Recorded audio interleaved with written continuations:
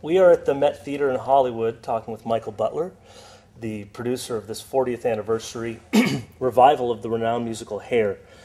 Michael has played an important role in mounting many successful theatrical productions, including Lenny, West Side Story, Catonsville 9, Reggae on Broadway, as well as being the producer of many productions of Hair from Broadway to this production here at the Met. And thanks so much, Michael, for taking the time to sit down and talk to us about this groundbreaking show.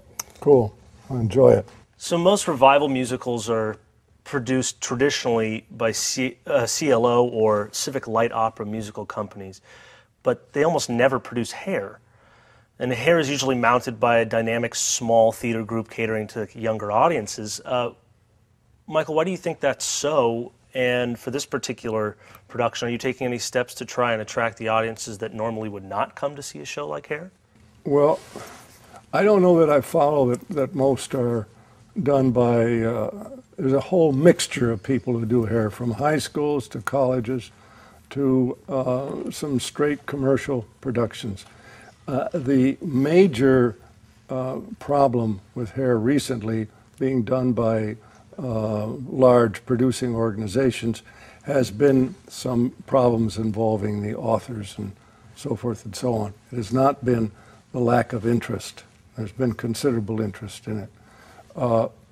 My target desire to have is to go after two groups of people, young people and baby boomers. And most of our heavy audience will be so-called baby boomers who saw Hair and who actually can tell you where they saw it, when they saw it, who they were with, and what they were wearing. Hair is a product of the 60s, and specifically the Vietnam War.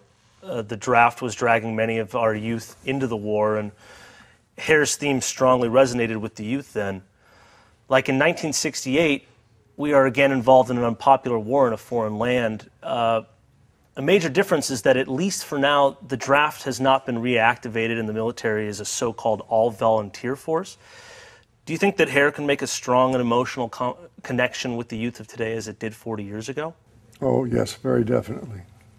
I think it makes a very strong connection, particularly with younger people who are concerned. And I do not buy the fact that the young are not involved in politics or who are not really concerned about what's going on. The big problem is that they're looking for leadership. They're looking for guidance. They're not even getting it very often in their families, and as a consequence, they go for outside inspiration.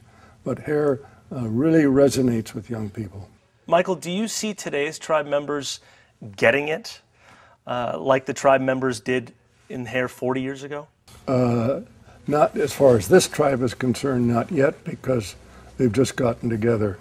The real secret in Hair, the strongest aspect of Hair, is when the tribe becomes like an extended family. And it was done very much with sensitivity exercises by Tom O'Horgan. And the tribe not only involved the cast, it involved everybody, people in the office, everybody who was involved in the project became part of the tribe. And so that's very, very important. Also, it's very important in new productions that that people are exposed to what actually was happening in 1968. They can equate it then with what's going on today.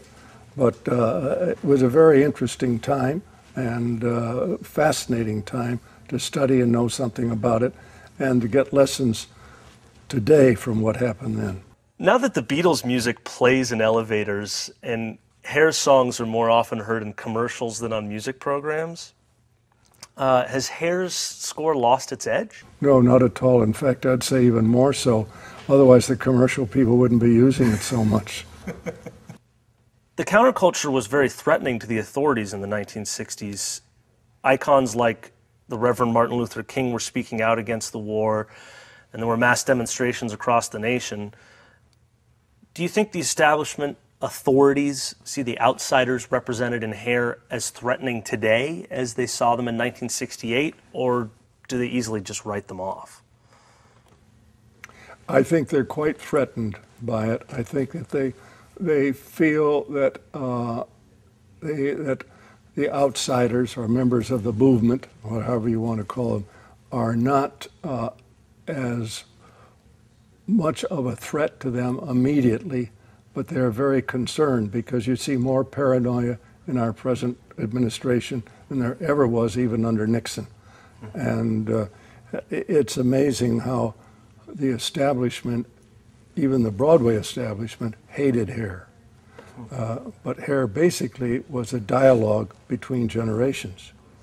And as my father always said, it was the young people telling the older people what was going on. And I think that it succeeded mainly because it was a feeling of truthfulness that was being laid on to the audience. 1968 was a landmark year in the American experience. Do you feel that 2008 will be equally as pivotal? I think maybe even more so. I think that we are in far graver danger of losing our constitutional freedoms today than we were in 1968. And I think it's very, very important that we try to find some system of government that will give the people basically what they want.